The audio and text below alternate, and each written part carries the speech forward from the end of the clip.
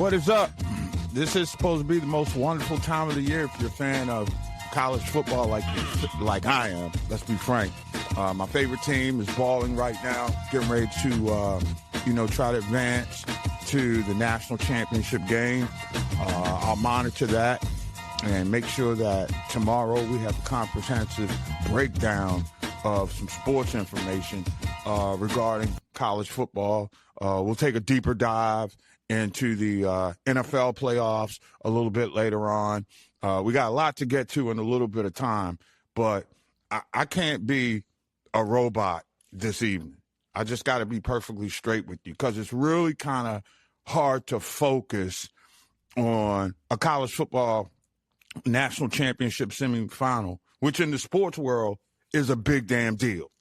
But in the world of life, it's almost as insignificant and as petty as anything that could be happening after a horrifically tragic day in the history of America. And my heart just grieves right now for the people of Minneapolis who clearly aren't being protected for whatever reason by rogue, thug, police militia types. Now, right after the point, we get somewhere where there's been at least a rationalization of the George Floyd incident.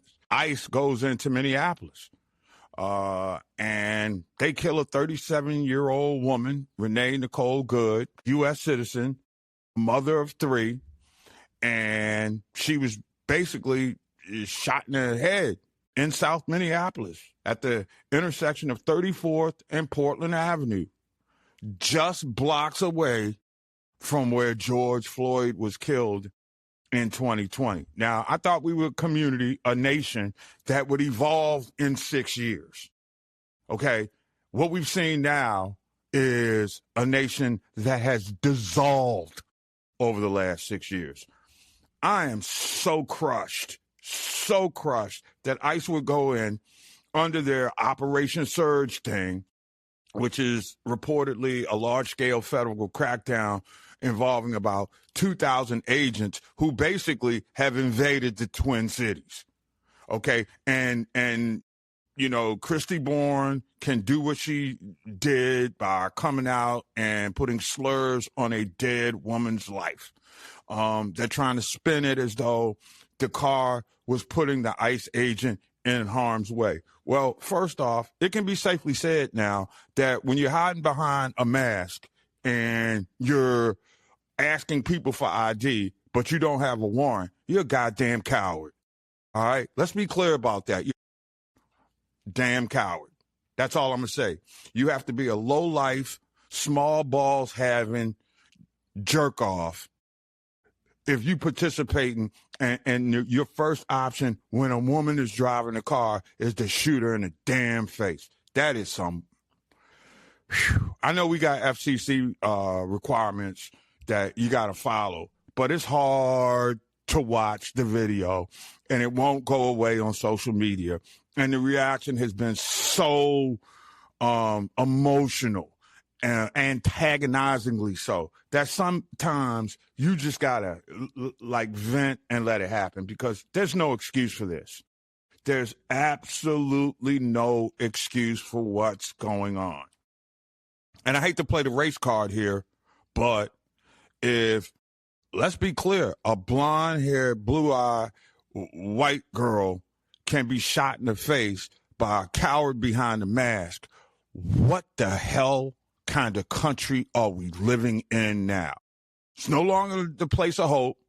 It's no longer a place of dreams. It's a place of tyranny. And we just got to understand what we're dealing with because, A, we all we got, and B, the government clearly does not respect us as human beings anymore when you can allow a racist gas bag like Tom Homan to just embark on a mission of killing American citizens in the middle of the street. Hey, democracy is no more. We become Russia. All right? That's what it is. This is some Vladimir Putin BS.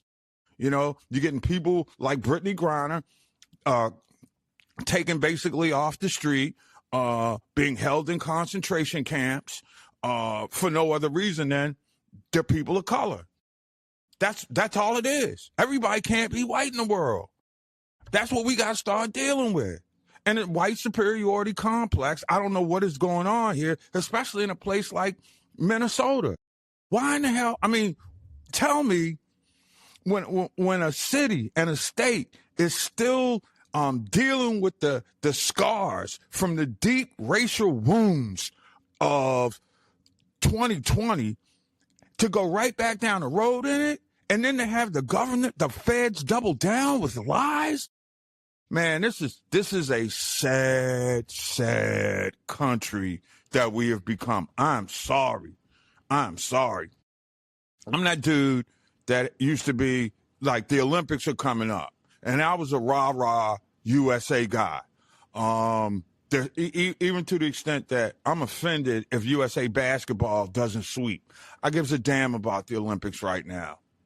And if the Olympics had any stones, they would pull out of the United States right now. Because let's be clear for a second.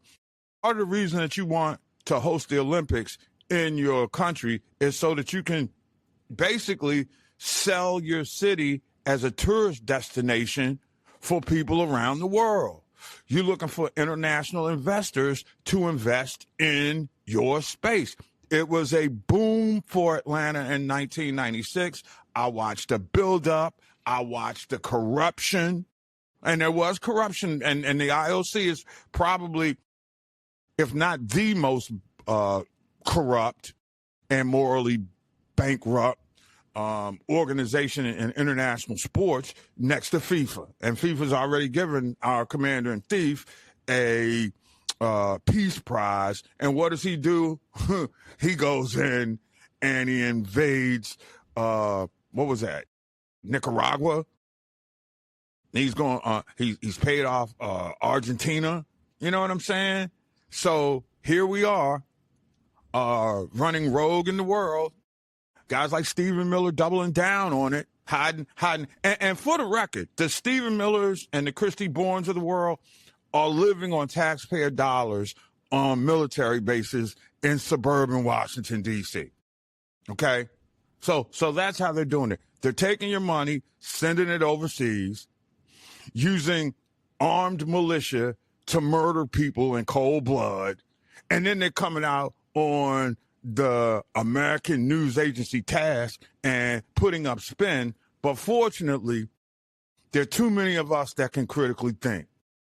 And now the think tank has to open, okay? Because we've seen that all bets are off.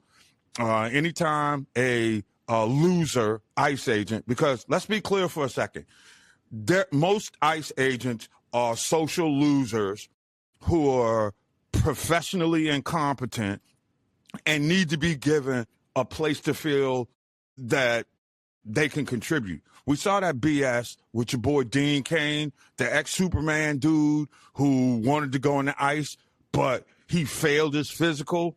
That's what they're doing. Most ICE agents are failure losers. They probably got small scrotums, right? And they need to find a way to flex. And they're flexing by killing people. And real talk, now it's come down to where it's like every man for himself. It really is, man. It's to a point where the collective communities in our spots in the hood who've been, pumping lead into each other for decades now, and it had never been a problem when it was like black on black crime or Hispanic on Hispanic crime. As long as it was in the hood, it was deemed as, something other than godly. And now the real gangsters are behind masks, saying that they following federal orders, and they don't need to have a warrant to jack you up. And then when somebody stands for themselves, a woman in this case, and see, this is what gets me. When a woman in this case stands for herself, she's being victimized. And the whole ICE thing, especially for ladies, this is what you have to tell your young daughters. This is what you have to tell your nieces. your aunts. Hey, look, ICE is despicable. And when they roll up and you see them on with, rather attractive Hispanic young ladies, the first thing that comes to my mind is ICE agents are going to rape her. Really. Because they have no rules. And when you have law enforcement that's allowed to play by no rules, meaning that they don't have any evidence, meaning that they don't have any reasonable suspicion, right? Nothing that can be justified. It all becomes verbal. Make sure your phones are charged up, all right? Because even if you're in an untenable situation, you can at least put it on YouTube live. It will go viral. And remember, the dudes that work for ICE are basically cowards. They're not doing the Lord's work. They're not doing the work of the people either. Let's be clear about that. People in Minnesota don't want ICE agents in their spot. People in D.C. don't want ICE agents in their spot. Nobody wants ICE around except the dictator in chief. And there has to be pushback now. There has to be freaking pushback. If for no other reason,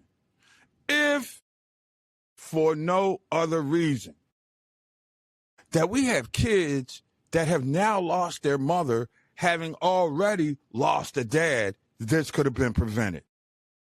And when you consider the way that orphans who would get, financial subsidy at least until they're 18, and now Social Security is being cut, what kind of chance do those kids have in life? I'm telling you, I've lived the orphan life. I've been an orphan since I was 5 years old. I was a ward of my family. And one thing about the Social Security piece is, even though my family was embezzling me, and that's a topic for another conversation down the line, but you did have provisions to survive. What happens to those kids now? That's all I'm saying. What are those kids going to do? I mean, let's be real for a second. So Minneapolis public schools cancel classes today and tomorrow because of concerns about safety and ongoing unrest. It's just, it's crazy. So I hope that U.S. Rep. Robin Kelly, who has announced plans that she's going to impeach Secretary Kristi Noem, I can't see how Noem, who's already doubled down, wouldn't be worthy of being an arrest person. She would be arrested by now, I should say.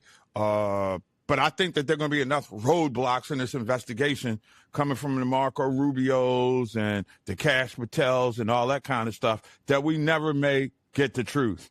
So now we're in a police state where folks have the right to bear arms, and at least right now, according to the Constitution. And I've never been one. I've never shot a gun in my life. I'm going to the range this weekend. Enough of this. I mean, it's just crazy, man. And the biggest losers in all of this are those kids who don't have parents, and you don't know, with the way that the cutbacks in the government are working out, if those kids are going to have a fair share at life. I mean, this is disgraceful, disgusting, and it's embarrassing. And I just don't, Portugal is looking a lot better for me with each passing day. I'll say this. So if you want this black dude out, he's making provisions right now. This is just sad, troubling, and disgusting. Now, I'll come back on the other side. We are counter-programming opposite the college football championship semifinals between the University of Miami and Ole Miss. So we'll talk some more about the trivial stuff, but pray for Minneapolis, y'all. They need us. It's your boy, Professor G.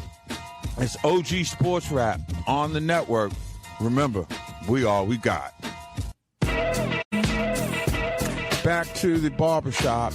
The doors are open, and Lord knows we need some comfort zone after, just an amazing 24, 36 hours of just horror here in the United States. But if we can offer up a little respite, trying to get your mind off of the tyranny in Minneapolis, we will press forward and give you some sports information to at least distract you from the disintegration of an American nation that is happening right before our eyes. And until it goes, we still have the NBA. And big news coming out of the association on yesterday. And I know one thing. I'm sort of disappointed in this move for a variety of different reasons, because I really wanted to see if the New York Knicks could find a way to bring Trae Young to Manhattan.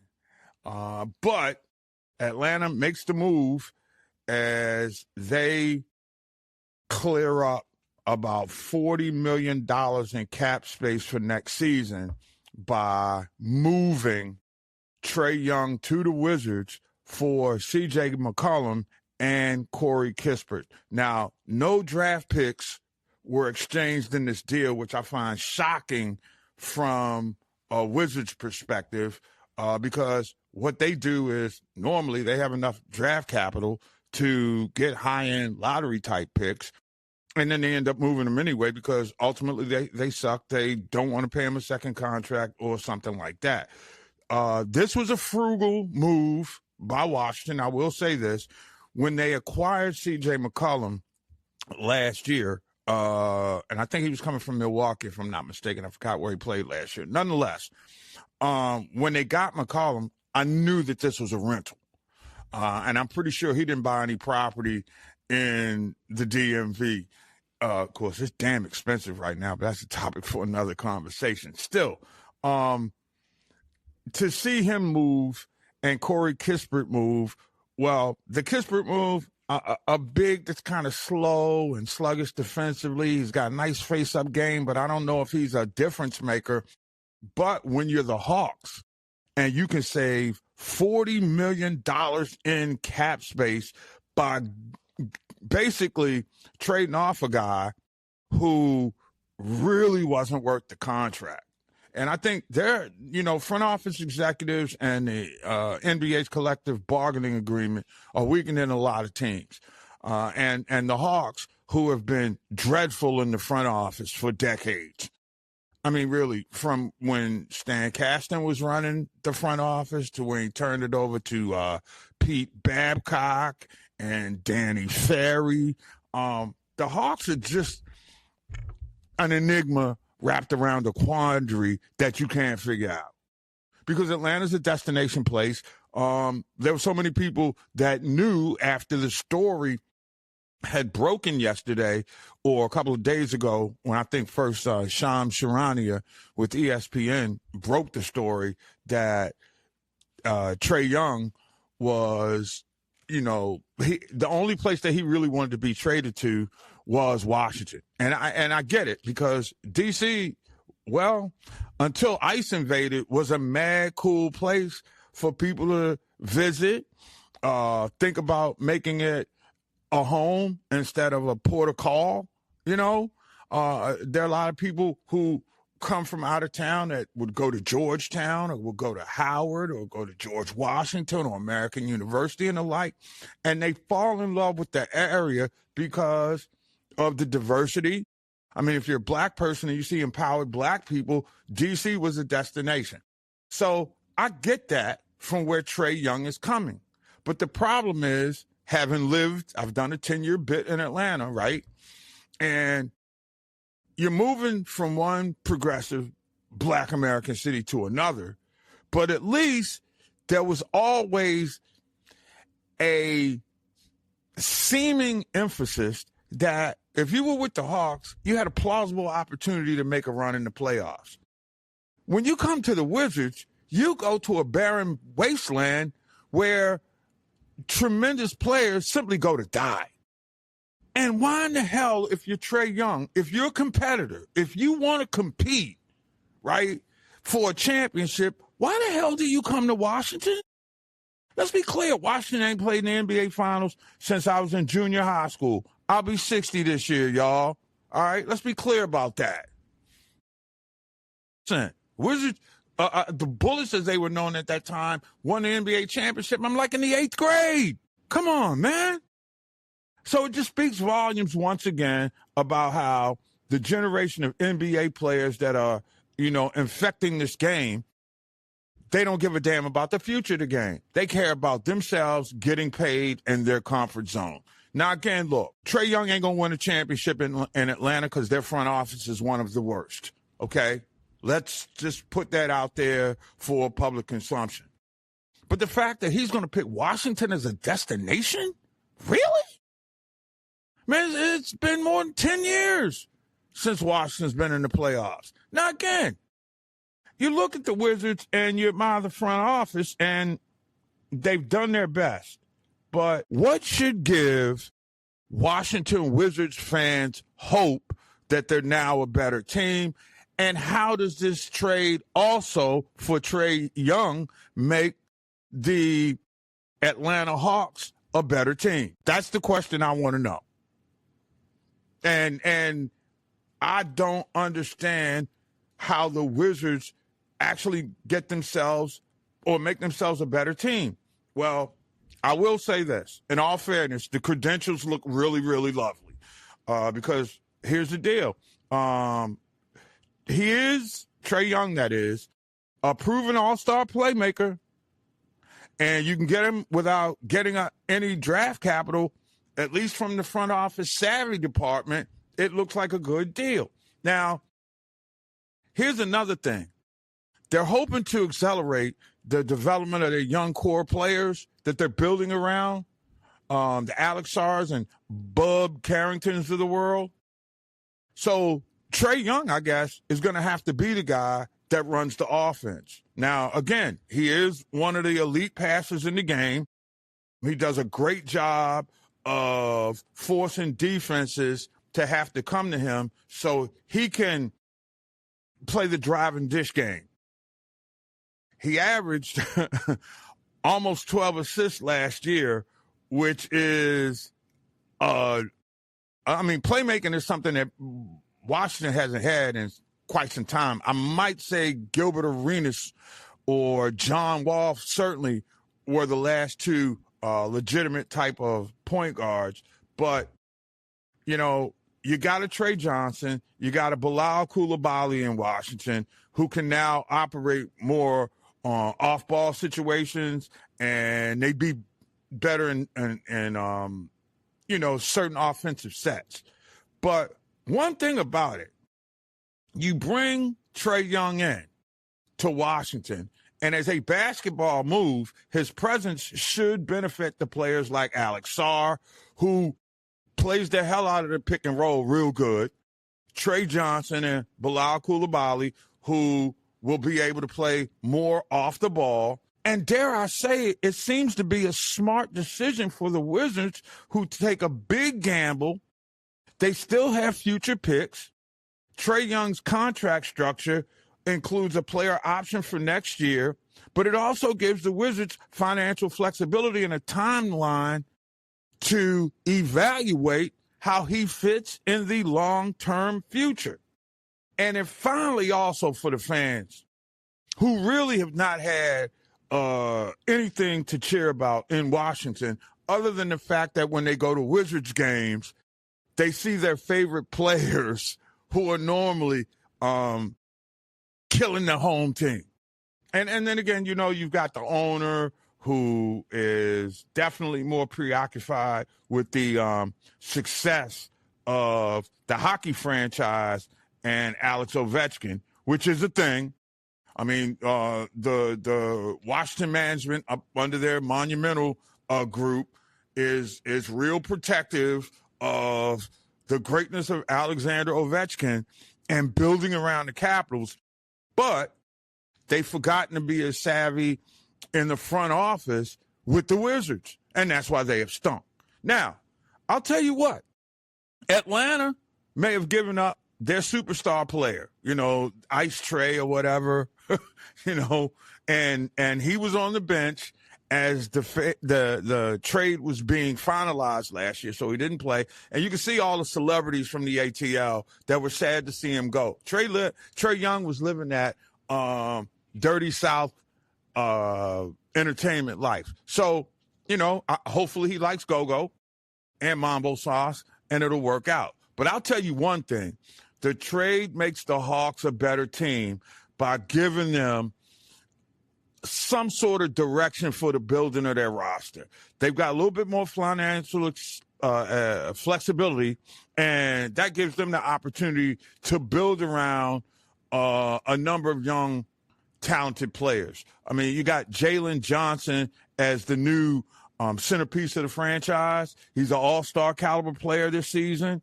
The team can now build its offense and roster construction around what he does.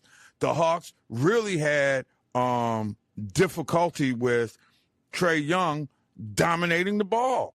So now that he's out of there, they can have a more balanced, cohesive offense. They can work to get better defensively because Trae Young is a defensive liability. And when you think about it, now the Hawks really could get better because they've got long arms on the edges, right? So you can do some things when you got length on the baseline, and that should make them a better defensive team. And that way you don't give up all the easy baskets at the back. Now, look, here's where Atlanta fans, now you may have to bite down on the towel a little bit this season, but Atlanta still has a hell of a lot of valuable draft picks. You know, now they control a couple of picks from New Orleans or Milwaukee's first-round selection, okay, which will give them an opportunity to find more talent in the draft. This is going to be a deep draft. I mean, there's a lot of good young players in college basketball right now. I don't know what's happening in Europe. All right, well, I'll dig deeper in that after football season ends because, I mean, until we get through the college football and NFL playoffs, I mean, I'm not watching any Euro ball. And then again, we don't know who are those Euro ballers that are going to come over here and make a name for themselves after being pros at home. But I will say this, the Hawks and the Wizards have set the tone for how this rush to the trade deadline is going to be. So I don't know who benefits. I don't know if there's necessarily a winner or a loser per se in this transaction for both of those teams. But when you look at it, do we really think that either one of these teams is a contender? Especially when you look at what is going on in Boston. And you know something? I don't want to break my arm for telling y'all at the beginning of the season that underestimate Jaylen Brown's impact on the Celtics at your own peril. And when we come back on the other side, we're going to have to talk about Jaylen Brown and the Celtics and how his MVP candidacy is one of the worst talked about things in the NBA. But Jaylen Brown is balling. So too are the Celtics, and they're doing it without Jason Tatum. I don't know what the rehab is going from his injury, but if they get him back, Boston becomes a factor in the East. This is your boy, Professor G. Mark Gray. It's OG Sports Rap on the network. Remember, stick with us, because we all we got, and we're praying for you, Minneapolis. It is your boy, Professor G. We roll into another hour. Barbershop still pouring. You know, you're getting 2 shots for the price of 1 tonight. No pun intended. I mean, some of the stuff, the sharing images of news that we've seen over the last 24, 36 hours have just been shocking. It's been disgusting. And it really leaves a bad taste in your mouth. But if I can offer up a little respite, and maybe we have a few people that may be able to stream and listen to this show and feel a little bit better about themselves. But as a nation of positive people, our heart aches for Minneapolis. So this show is dedicated to you guys. We got your back. We love you. We're praying for you. And we just want you to be safe, because when ICE agents can shoot a woman 3 times in her face and leave kids orphans, and then the government doubles down with lies about her being a domestic terrorist, that says a lot about the character of the nation. So I'm that guy right now who's really looking to move away. If you want me out, I'm definitely going to ponder it. I would hate to give up my college professorships. I would, there's always something about the comfort of being at home, but you pack up your goods, you move to another place, and maybe you appreciate and treat it a little better. And if this is supposed to be the greatest country on earth and you're killing citizens with cowards behind a mask, it's kind of hard to justify that. But thankfully, our insulated crucible of sports gives us a great opportunity to take our minds off of just the tragic times that we're living in right now. My elders tell me this too shall pass.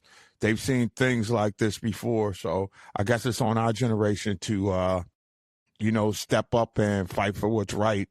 And I think that in this particular case, unlike what Gil Scott-Heron, for those of you of a certain age, was saying long ago, the revolution isn't televised. This revolution is being captured on social media.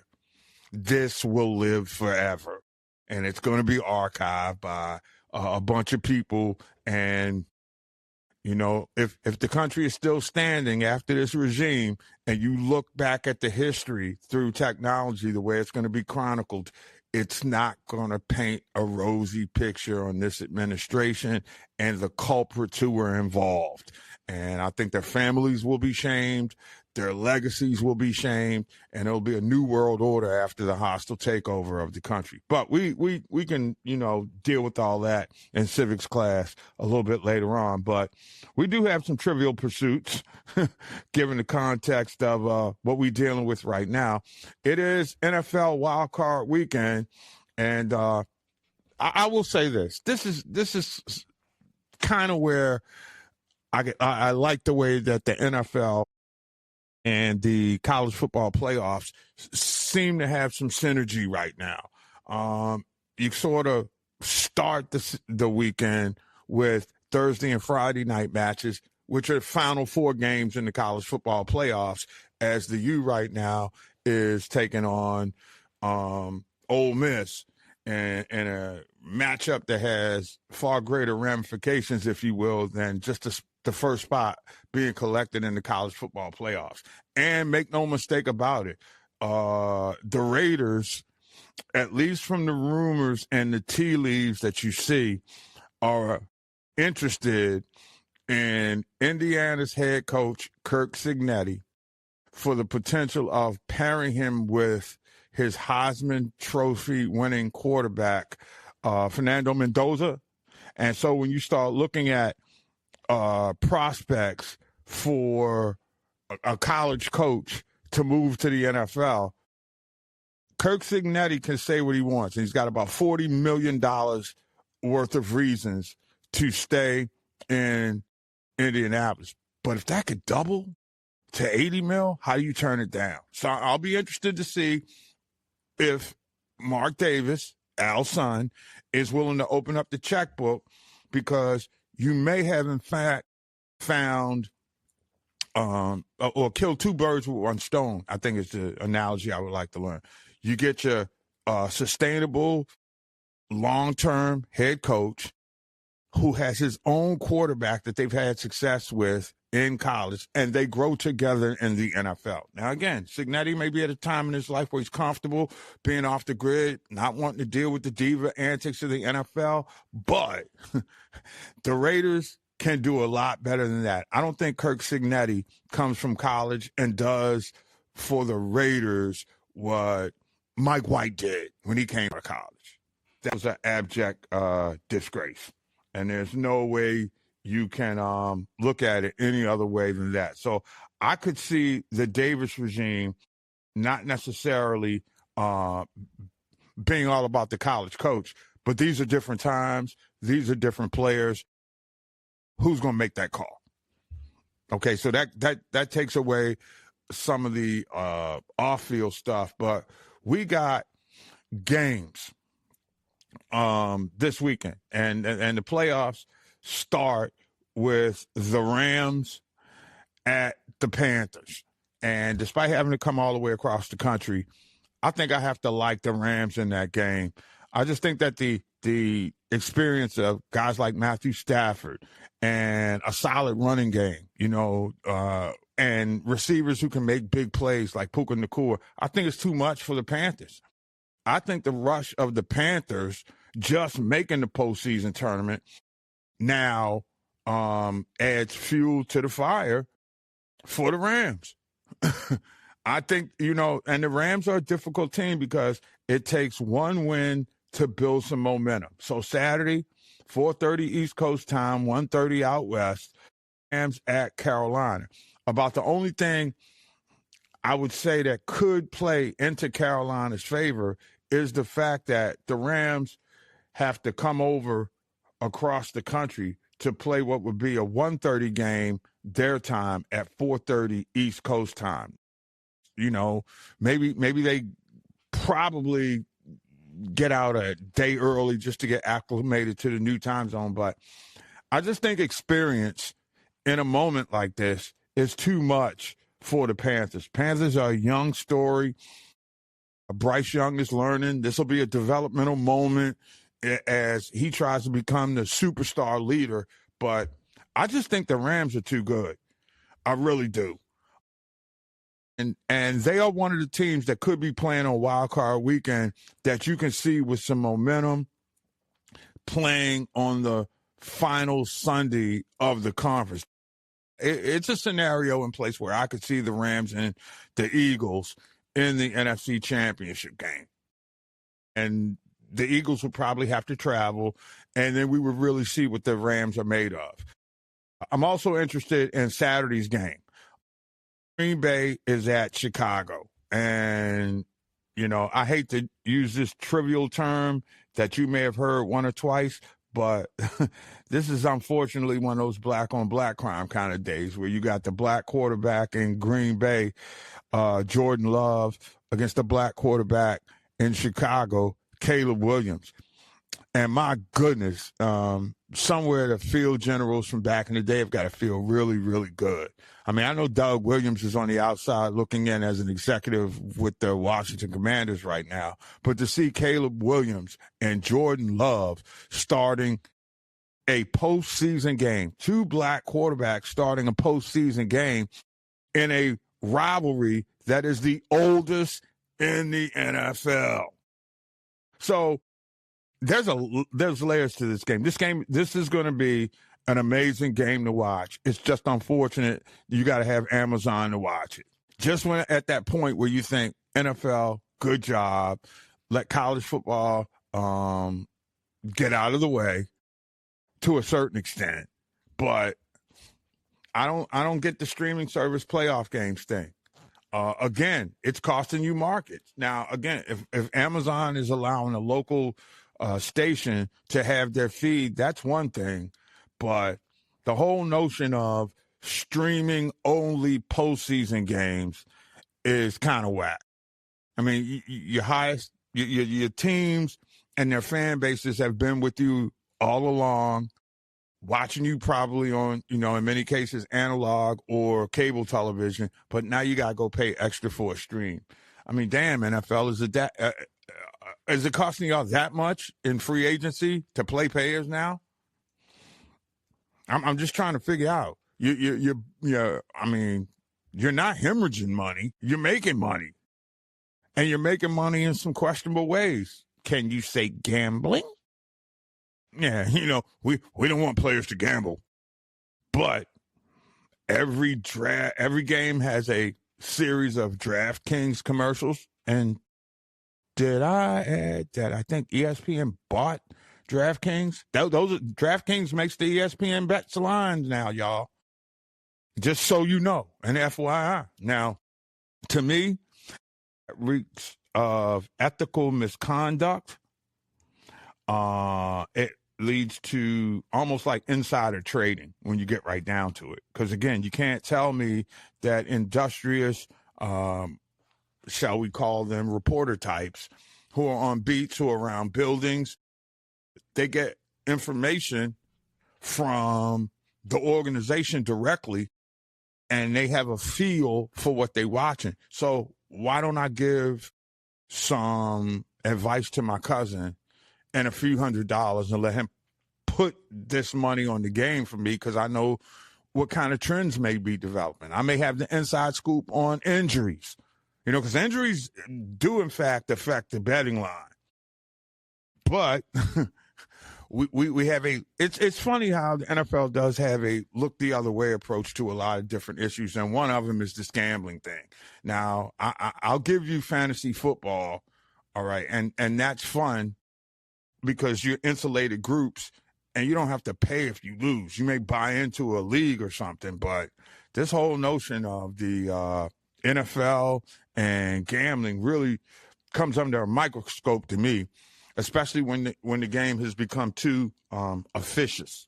And what do I mean by that? Too many damn calls have to be adjudicated in a certain way. And then there's all these mechanics that these analysts are making you deal with these days. Enough of that. But we do get Bears and Packers, 8 p.m. Saturday. So find yourself a streaming a device or a I tell you what, there's a place where you can eat good in the neighborhood that has the, I believe, the DirecTV package at all their stores. So if you can't find a streaming spot, that place where you can eat good in the neighborhood probably will take care of you. And so will be that wing place from a city in Western New York. Let's see, Sunday, 1 o'clock, Bills in Jacksonville. I'd like to thank the Jacksonville Jaguars for playing in the playoffs. I don't think they have a chance to beat Buffalo. I think there's too much experience. I think Josh Allen is the better quarterback. And while my guy Jeff Spicoli, Trevor Lawrence, and that was a Fast Times at Ridgemont High reference, so I'm sorry. I can't pick Spicoli to win that game just yet. I tell you what, though, Travis Hunter is built for moments like this. If there's one intangible that I think may give Jacksonville something other than a puncher's chance, then I think that would be Travis Hunter. That's a 1 o'clock game Sunday on CBS. So I guess you'll get the Nance and Tony Romo team for that. The big one, Sunday at 8, New England is at home, and they get a playoff game. And they will be taking on the Los Angeles Chargers. I will put that down and put a special asterisk by that game. If Justin Herbert doesn't win it now, then I don't think he can get it done. He's the veteran quarterback, right? He is in a moment where you define your legacy. And so that's what I want to see. We've seen potential. We've heard all that. The time has come to put up or shut up. Speaking of shutting up, it's your boy, Professor G. Mark Gray. It's OG Sports Rap on the network. We all we got. Boy, the week of Black Monday in the NFL continues to be, for somebody like me, the gift that keeps on giving. It's your boy, Professor G. Mark Gray, as we start heading into the home stretch of this quality radio product that we know as OG Sports Rap. Where you get knowledge in barbershop style fashion, have a trim, sit back, kick it with a cold one, and you're about to learn something. So it's time for Professor G to open up the school, y'all. And in case you missed it earlier today, the Miami Dolphins did what was certainly going to be at some point the inevitable. They fired Mike McDaniel as head coach. According to reports, the reasons were many, such as ongoing inconsistency. You never know what you're going to take. Now, again, I think a lot of that had to do with his quarterback, who's been an egregiously overrated failure, who's going to probably get $250 million out of a franchise that doesn't know what the hell it's doing. I mean, the problems with Mike McDaniel, other than the fact he was a damn idiot. I mean, let's be real for a second. If Chrissy Snow from Three's Company were an NFL head coach, she would be Mike McDaniel. I mean, you ever see one of his press conferences? if I'm sitting in that locker room and I'm looking for this dude who's looked like he's just coming out of puberty, right? This guy had absolutely no clue how to A, handle a press conference first, and B, if he can't handle the press conference, this guy damn sure couldn't handle the locker room. And that's what it is. Okay, now, schematically, he's supposed to be a great offensive mind. Okay, but despite a talented roster and an offense, believe it or not, that was ranked number 1 in the NFL in 2023. The Dolphins can't win big games against big opponents under McDaniel. He had to go. And most of those losses were late season collapses. You know, the team wasn't able to build on their momentum, especially when the team needs to perform its best as you head towards the finish line of the regular season. And again, for this guy to have been this brilliant offensive guru, his offense was as predictable as, you ever played the video game and you start going against the opposite team just against the computer, and you start recognizing their tendencies and you start going over the top? That's basically what defenses did with the Dolphins offense that was constructed by McDaniel. You know, and this dude, when he got to Miami, was considered some kind of innovative offensive guru. And it just hadn't worked it. Now, it's one thing for you to have a sophisticated offensive attack, but if you don't know how to manage the game, which is really, instead of, you know, calling plays, which a lot of head coaches feel out of ego reasons, they got to call all the plays. I'm not one for saying that head coaches shouldn't, you know, sometimes take over some play calls at critical situations, but you can't be the primary play caller because you need the head coach to manage the game. The head coach has to always understand down, distance, and circumstance. And when it comes to game management, he had to be the worst coach in the NFL, bar none. And again, you can't have Chrissy Snow's IQ if you're going to win in the NFL. Okay? You need an Obama IQ. That's what you need. I said it, Obama IQ. You know, intelligence, sophistication, you know, savvy in the moment, that kind of thing. All tenets of Barack Hussein Obama, who did a masterful job as president of the United States. But a lot of his critics would tell you the in-game decisions and the poor communication was magnified, especially when it comes to something as simple as getting the plays in on time. So if you're the offensive guru, you know the scheme. You know what's supposed to work against what coverages, right? How come you do such a bad job of calling plays? I mean, Mike McDaniel was just in over his head, and he may need to go back to just being an offensive coordinator. He may be a college football coach in waiting, but he is by no means a head coach in the league. Now, we're not saying, at least not right now. Now, sometimes you need to get away from Miami, you know, just take some time off. Remember, that used to be a destination. That used to be one of the places that everybody wanted to play. And a funny thing has happened to that. Players seem to like living there, but they don't want to play there. And that's an ownership thing. Now, Stephen Ross has made a mint as a cruise line owner, but his football ship is sinking. You know, we talk to my guy Jeff Fox all the time. So Miami is one of those teams right now which suddenly finds itself wide open, but you don't know how attractive it is.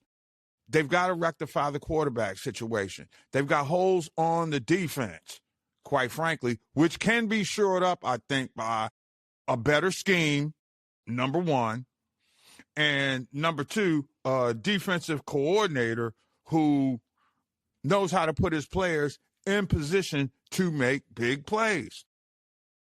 But I'm going to tell you something. You could do a lot worse in the NFL than coach Miami. And this is the ripple effect of John Harbaugh being fired in Baltimore. Oh, he's the belle of the ball right now. Now, once he picks his ego up and puts his heart back in his chest, he's suddenly the guy. All right? You say what you want about anybody else, but he's won a Super Bowl.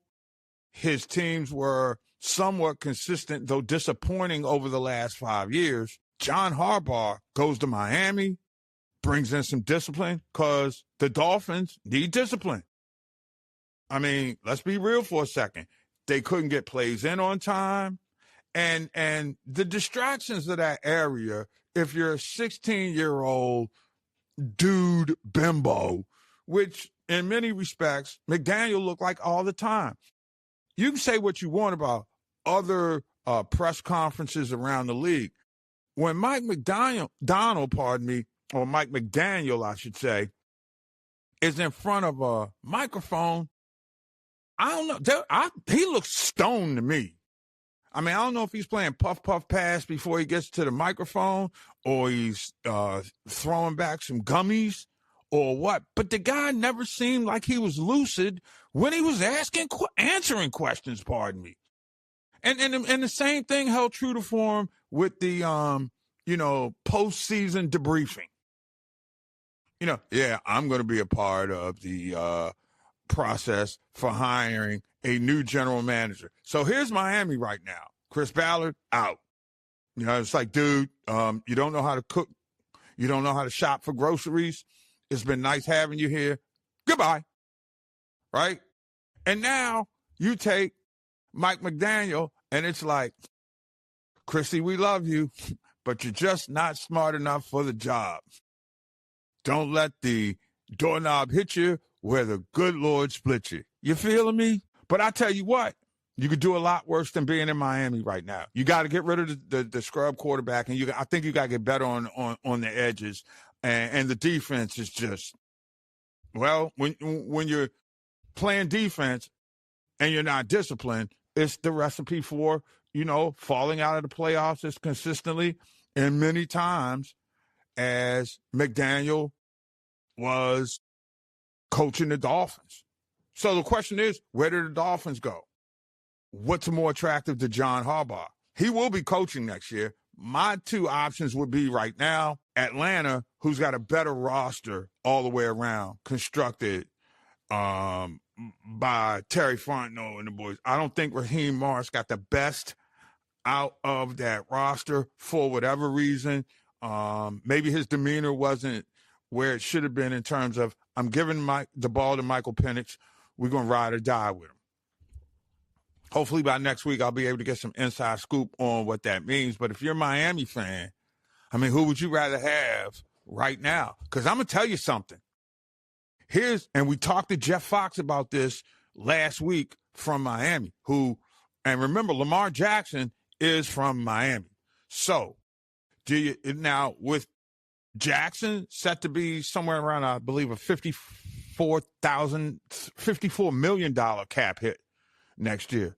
Do you ponder the notion of, if you're Baltimore now, in this moment, going all in, especially when you consider the talent pool of quarterbacks that are in this draft? I'm by no means saying that Baltimore should trade Lamar Jackson, but if you could get Miami's first-round pick and have a shot at one of these big-time quarterbacks that are coming out this year, who are agile. Mendoza, who's playing, tomorrow in the college football semifinals, leading Indiana. Ty Simpson from Alabama, whose stock seems to be rising. there's a viable option if they want to go that route. So my thing is this. If you're Baltimore and you're not sure that Lamar Jackson is still indeed the future and he's lukewarm about being there, I think you got to get on the phone with Miami and try to work out a trade. You can get their pick for Lamar Jackson. If you can get 2 first rounds from Lamar Jackson, I make that move in Baltimore. I do. I let Lamar walk. Now, he's a transcendent talent, but you wonder if he can be as good a quarterback for another coach as he was for Harbaugh. Because Harbaugh made it a point. Say what you want about the end there. He made it a point that this was Lamar's offense, and every offensive coordinator was supposed to play to his strengths. I don't think Todd Monken played to his strengths when it comes to play calling and putting him in positions to make big plays.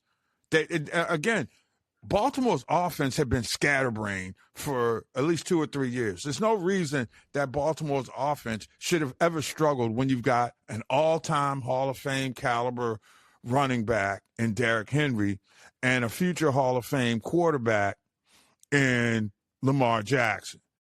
So think about it for a second. You flip players and you get them into a situation where you've got some creative offensive play calling.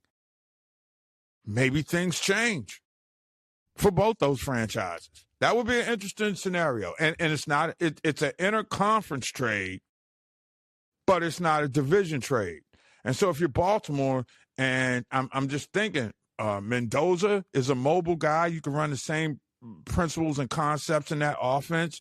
Let's see, the kid from Ohio State, Sayin, pretty accurate passer, fairly athletic.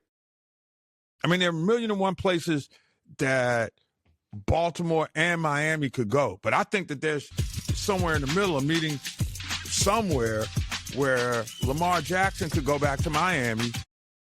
Baltimore gets a first-round pick, one of the top picks in the draft, and grabs one of these superstar quarterbacks, and then build around Derrick Henry running the football and rebuilding the defense. Just one man's thought. It's Professor G. It's OG Sports Rap on the network. All right, boys and girls, we slowly but surely coming to an end, so it's last call time. So you better get one quick. The shop for the trim, that's closed down for the evening. But we do have some more troubling news. It's amazing how you start the show with troubling news, and then the next thing you know, you get more troubling news. And by now, I'm pretty sure that you've heard it because it dropped earlier this morning on the East Coast. The head of Minnesota State's investigations agency said that the U.S. Attorney's Office has, quote, barred it from taking part in the investigation into an ICE officer's fatal shooting of a Minneapolis woman. As disgusted as the lady who's being referred to as, a Minneapolis woman, we talking about a mom who was taken away from kids that are now an orphan. And I would suggest if there was really any measure of justice, you want to make sure that every piece of evidence is combed through by that proverbial fine-tooth comb. And then this is not happening. So what we're looking at right now is the FBI now in cahoots with the cover-up of an ICE agent's murder of an American citizen because he was amped up. Who knows whether he was on ketamine or anything like that, and he made a bad decision. At the very least, it should be looked upon as a bad decision, not with this crew. One thing about it, the arrogance of their own ignorance figures to be their demise. But they don't seem to give a damn, which is crazy. That's absolute craziness. So this is the land that we live in. My country, 'tis of thee, sweet land of liberty. Of thee I sing. Land where my mothers died, land where my fathers died. land of now where you trying to take my pride. This is a damn shame, man. I mean, you know, I've been waiting for like the last 9 days for tonight so I could see my beloved boys from the U. And it was perfect this morning because I woke up and the documentary about the old school legacy of the U was on, I guess, ESPN2. And for some reason, I just didn't have a whole lot of, I just didn't have First Take or Get Up a part of the registry. I had to keep the TV off so I could collect myself. And then when you start looking at the snippets, and big ups to Steven Jackson for calling Stephen A out, right? And see, this is the beef that I got, because I don't begrudge anybody for making their money, but you know where you came from, and you supposedly know the difference between right and wrong. And he's flirting with the notion that he may run for president. He's a bad candidate. First off, he's an incompetent moron who has elicited a fan base of ignorant syncopaths, or sycophants, shall we call them, who following him in line. And I listen because I have Sirius XM. I'm a satellite radio dude. I'm always cruising around. And these maggots are gravitating toward him, and he's gravitating towards them back. So the time has come for us to really start thinking about canceling his ass. Because the worst thing you need is to have a gas bag like him who could end up being, say, a press secretary like Carolyn Levitt, and then coming out and doubling down with ignorant rhetoric, and the plug has to be pulled on him. I'm just sorry right now. It's a pathetic disgrace. You know, you can't justify not having due process. And a woman has been murdered, and it was caught on social media video. That's not going away, y'all. Okay? And see, this is the danger that the right has put itself into, because people use their electronic devices and they are recording tyranny as it happens. And this is the kind of stuff that's not going to be in a history book. This is not going to be the kind of stuff that you'll find in, say, the African American Museum or anything with the Smithsonian name on it, right? This is going to be something that's chronicled in the deep recesses of social media. And one thing about it, these days, social media does not lose. Be mindful of that. It's a blessing and a curse.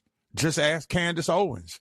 She blew up being a right-wing gas bag, you know, putting black people down in Minneapolis for standing on purpose during the Black Lives Matter thing, you know, and she got canceled.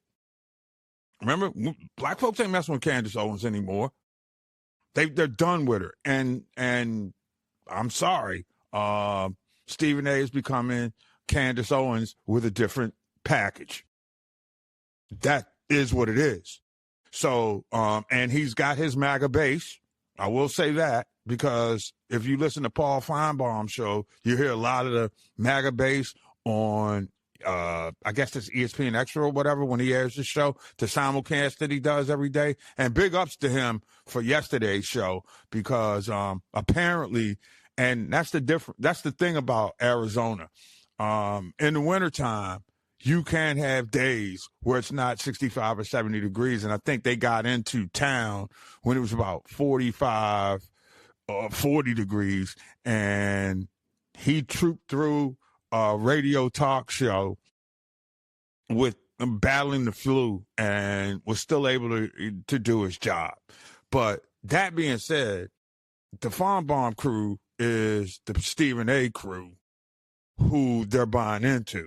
And the last thing that we need as a black American community is that to be the face of our franchise. Okay. That's more, he should be more like Black America's Most Wanted for treason, if you ask me. Now, again, you know, I'd bring up the charge, I'd prosecute the case, and however the jury felt the deal should be handled after the verdict, you just ride or die with it. Every time reach into my inner Jack McCoy, but that's a topic for another show. And I probably need to do a little bit more than watch that Law and Order channel. But of course, when you look at the Law and Order channel, you just get ideas for prosecuting people, and he would be one I would start with. I'm on the record with that now. Okay, that is just, not the kind of American that's safe for the future of his daughter too. See, some of the stuff that's going on, and he's being called out for it. Anytime he wants to put his daughter out there on blast as his kid that's in the studio, blah, blah, blah, whatever. But you listen to his rhetoric towards black women, towards minorities who stand up against American hero like Mark Kelly. He's not good for the nation. Sorry. He can have his money. I don't begrudge his money. He's just not a good American anymore. I'm calling him out. He's a terrible American. If you can side with a commander and thief that's destroying the people who look like you, taking down the institutions that got you to where you are, HBCUs, okay? Let's be clear about something here. All right, don't go around pimping out the culture to make you look good for some people in the most rudimentary ways fashionable. You ain't got nobody back. I think Chuck D said it best. Every brother ain't a brother, right? I guess that's where I am right there here and now. But there's no way you can justify the Justice Department going back door and saying, nah, we're not going to let the state investigate. It's something that happened in their state. The state had been illegally occupied, right? We're going to watch this one play out.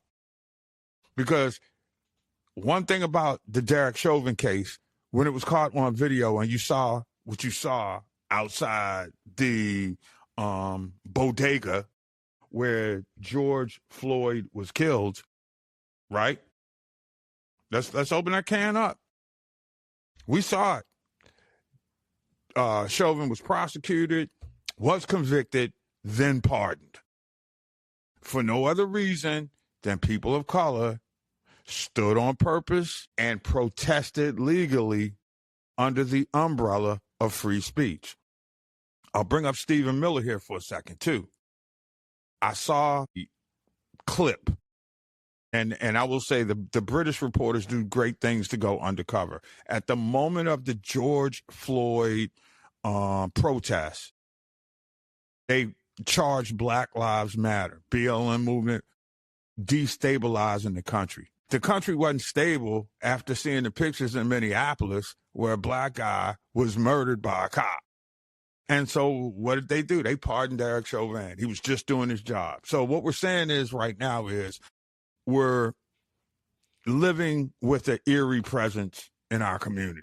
I mean, who's to say that you're catching public transportation to go to a sports event and you might have a couple of those spirited pops and you decide it's best for me to take the subway.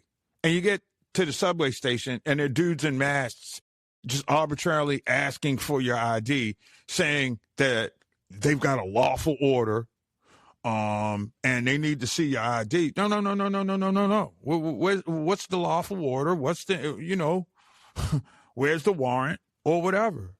So you can't be out in public. You can't spend your money out in public.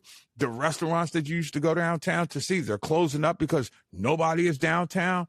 This whole scenario is ruining the place that we have grown to know, to deal with. I can't say love anymore because I think if you're a Black American in this country right now, between the ages of 45 and 60, you have to start asking yourself, where's the love gone? How am I going to love a country that hates me back? And that's what we're seeing right now. This administration hates citizens unless you're rich. Sorry, hate to put it like that, but if you're rich, you're meaningless to those people. And you know something? I remember reading the legacy of Martin Luther King's Poor People's Campaign and the way that there seemed to be a galvanizing moment in the original civil rights movement where you'd seen enough is enough.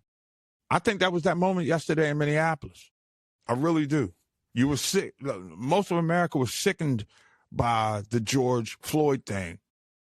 I think America is now repulsed now that we've seen, I hate to put the demographics as a part of this thing, but they are a part of this thing. And when a white woman is shot in the face by a white man, you know our society is off the tracks. And we're setting ourselves up for international isolation. We're setting ourselves up for, former allies to become enemies. And you know who are the victims in this? Us. The working stiffs who don't want to play politics. We just want to work hard and have a good life. We want to mind our own business, kick it in public with other people that we like from time to time. But even that's being taken away because of these cowards behind the mask. And if you're an ICE agent and you got a mask on and you're not man enough or you can't show your face, you are a coward. And your parents should be the poster children for abortion because the world is not a place after your tragic birth into American society. That's going to do it for me. It's your boy, Professor G. Thanks for hanging out. Don't forget, we'll tee this thing up and do it again tomorrow. Going to recap the college football playoff game between Ole Miss and the U. Get you set up for some more NFL coming up as we got 5 days of football. Till next time, it's your boy, Professor G. The barbershop is now closed. You've been listening to OG Sports Rap on the network. I'm Professor G.